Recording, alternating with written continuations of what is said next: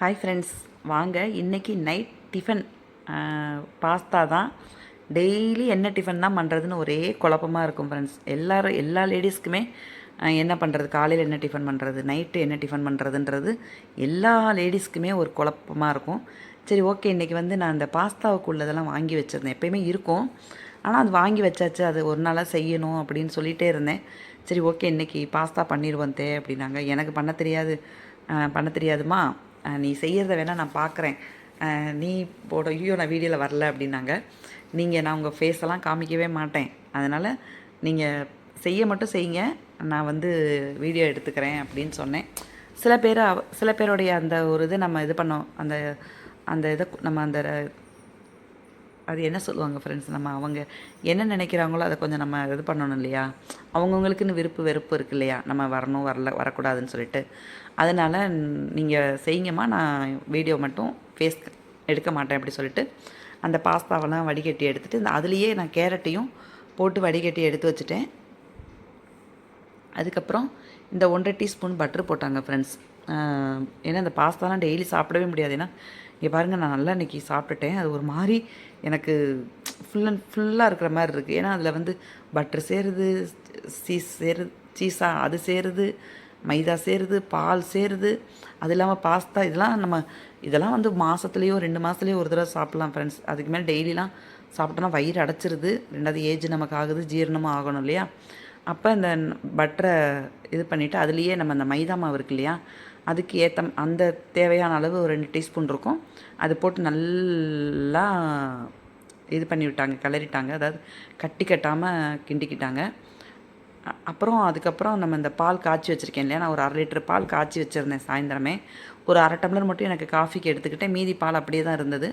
சரி, பத்தலைன்னா நம்ம காய்ச்சிக்குவோம் அப்படின்னு சொல்லிட்டு இருந்தேன். இப்போ இதை நல்லா இது பண்ணி வேணுங்கிற பால் அதுக்குள்ளே ஊற்றிட்டாங்க. எனக்கு ஒயிட் பாஸ்தா வந்து ரொம்பவே பிடிக்கும் ஃப்ரெண்ட்ஸ். ஒரு தடவை நான் கடைக்கு போயிருந்தேன், அப்போ ஃபஸ்ட்டு பாஸ்தா சாப்பிட்ருக்கேன். நம்ம வெங்காயம் தக்காளிலாம் போட்டு வதக்கி, நம்ம என் பசங்கள்லாம் இருக்கும்போது, சின்ன பிள்ளைங்களாக இருக்கும்போது நான் அதெல்லாம் செஞ்சு கொடுத்துருக்கேன். டக்குன்னு வெங்காயம் தக்காளி போட்டு வதக்குவோம், பச்சை மிளகா, அதுக்கப்புறம் கருவேப்பிலை மல்லியை போட்டு தேவையான மிளகா பொடியை போட்டு அப்படியே இந்த வடித்து வச்ச பாஸ்தாவை போடுவோம்.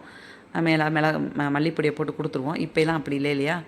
இதில் வந்து நான் வெங்காயம், 10 பூண்டு, குடமிளகாய் எல்லாம் போட்டு வதக்கி, அதாவது நறுக்கி வச்சதை அவங்க வதக்கிட்டுருக்காங்க. இந்த பக்கம் நம்ம எடுத்து வச்ச கேரட், ஒரே ஒரு கேரட்டை தான் ஃப்ரெண்ட்ஸ் போட்டேன். என் மருமக பொண்ணு என்ன சொன்னாங்களோ அதை மட்டும்தான் கட் பண்ணி எடுத்து வச்சுட்டோம். நான் இந்த கையிலேயே கெட்டி கட்டிடுமோ என்னமோன்னு சொல்லிட்டு நான் இந்த கையிலேயே ஒரு கையில் குழந்தைய வச்சுட்டு கிளறிட்டே இருந்தேன். ஏன்னா நம்ம ஃபஸ்ட் டைம் இப்போ தான் நான் பார்க்குறேன், இதை எப்படி செய்கிறதுன்னு எனக்கு தெரியாது.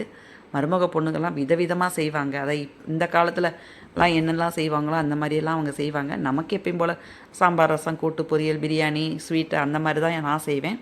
உப்பு வந்து நான் தான் பாஸ்தாவுக்கு போட்டேன் வேக வைக்கும்போது, அதனால் நீங்களே போட்டுருங்க ஏன்னா அளவு தெரியாது இல்லையா அப்படின்னோடனே நான் உப்பு அதுக்கு தேவையான அளவு உப்பு போட்டேன். ஏன்னா இதில் வந்து நமக்கு பட்டரில் உப்பு இருக்குது, சீஸில் உப்பு இருக்குது, அதனால் உப்பு கம்மியாக தான் போடணும்.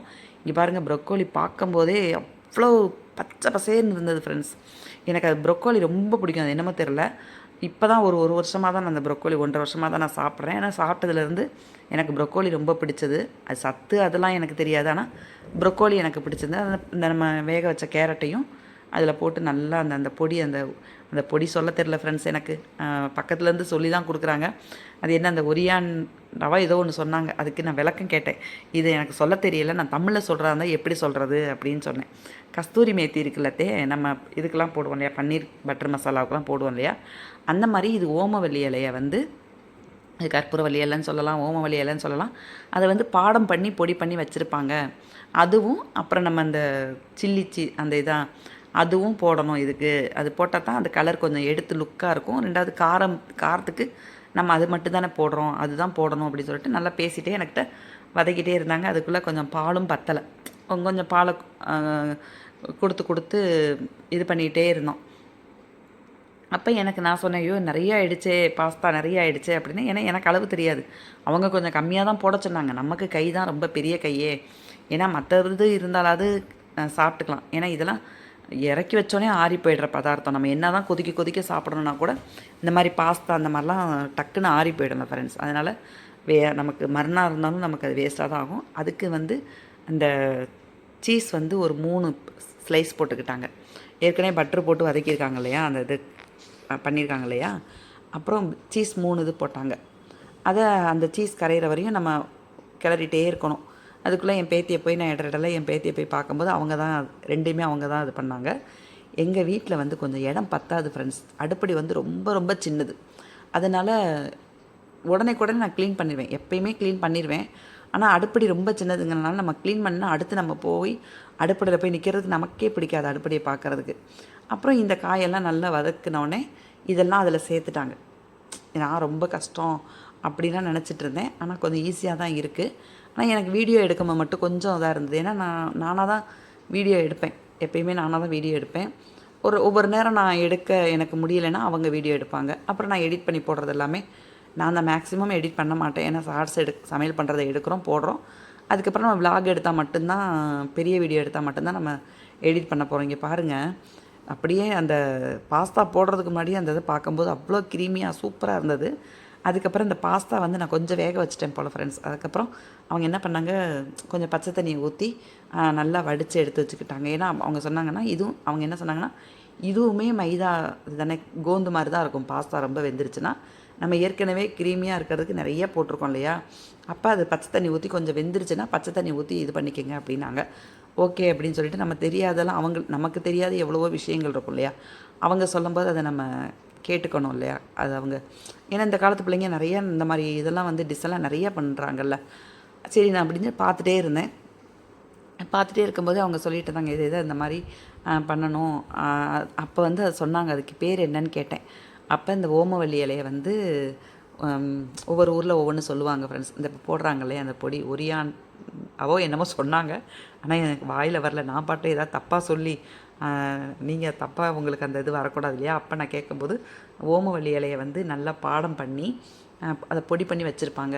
அதாவது நம்ம கஸ்தூரி மேத்தி மாதிரி அது போட்டால் தான் அந்த வாசனை, அந்த பாஸ்தாவுக்கு, ஒயிட் பாஸ்தாவுக்கு வாசனை வரும். அப்புறம் அந்த சில்லி இது கடையில் விற்கிது இல்லையா பொடி பண்ணது, அதுவும் 2ம் தான் உங்களுக்கு. அது எனக்கு இது 2மே போட்டாலே பார்வையாக சூப்பராக இருக்கும். ஏன்னா பையனுக்கு இன்றைக்கி கொஞ்சம் இதாகனால காரம் ரொம்ப சேர்க்காதீங்கம்மா அப்படின்னு சொன்னனால நாங்கள் ரொம்ப அந்த போடலை நிறையா. இங்கே பாருங்கள், அப்படியே எடுக்கும்போதே சூப்பராக இருந்தது. இன்றைக்கி அவங்க தான் ஃபுல் அண்ட் ஃபுல் செஞ்சாங்க. நான் வீடியோ மட்டும்தான் எடுத்துகிட்டு இருந்தேன். அப்படியுமே நான் அப்படியும் போயிட்டு வந்துட்டு தான் இருந்தேன். ஒரு வழியாக ஒயிட் பாஸ்தா ரெடி ஆகிடுச்சு ஃப்ரெண்ட்ஸ். வாங்க நீங்களும் இந்த மாதிரி ட்ரை பண்ணி சாப்பிட்டு பாருங்கள், எப்படி இருக்குன்ட்டு சொல்லுங்கள்.